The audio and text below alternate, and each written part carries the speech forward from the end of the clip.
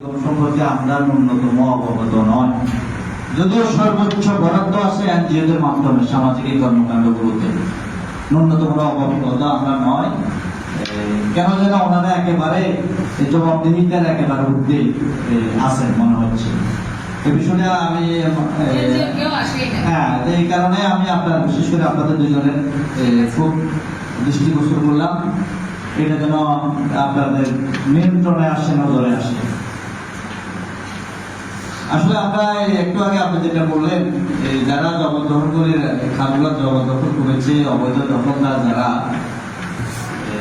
এই যে বন্যায় মানুষ ক্ষতিগ্রস্ত হচ্ছে, পানির মধ্যে হচ্ছে, ওনাদের কোনো মাথা ব্যথা আছে কিনা? ওনাদের মাথা ব্যথা আছে। ওনাদের মাথা ব্যথাটা আমাদের সবাই চাইতে বেশি। হচ্ছে না কেন? ব্যবস্থা নিচ্ছে না কেন? ব্যর্থ সরকার, ব্যর্থ অমুক, ব্যর্থ তমুক প্রশাসন। ওনাদের আলোচনার সমালোচনাটা আমাদের সবাই চাইতে বেশি, যারা দখল করে রাখছে।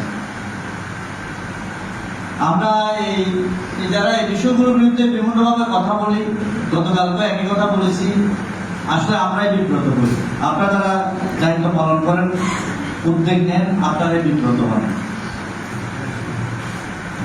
কারণ ভাঙছে কেন সেটাও বিপদ, ভাঙে না কেন সেটাও বিপদ।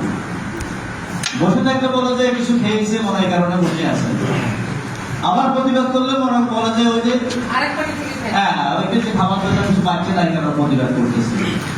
এখন ওই যে এই কাজগুলো ওরাই করে, যারা সুবিধাভোগী, যাদের কারণে এই সমস্যাগুলো তৈরি, তারা এই কাজগুলো সমালোচনা করে। আমরা এখন যে ছোটখাটো কাজগুলো দরকার সেটা হলো, আমরা ছোটবেলায় দেখতাম যে আমাদের প্রত্যেকটা রাস্তায়, ছোট বড় প্রত্যেকটা রাস্তায় ছোটখাটো কালভার্ট দেখতাম। কিন্তু আমার মনে হয় যে এখন এই 50টা ছোট বড় রাস্তা খুঁজলেও মনে হচ্ছে 5টা কালভার্ট পাওয়া যায় না।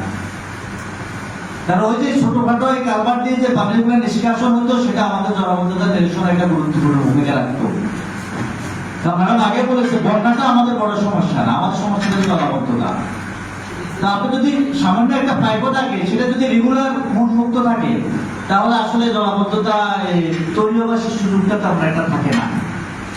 কিন্তু আমাদের সমস্ত রাস্তার মুখে দোকান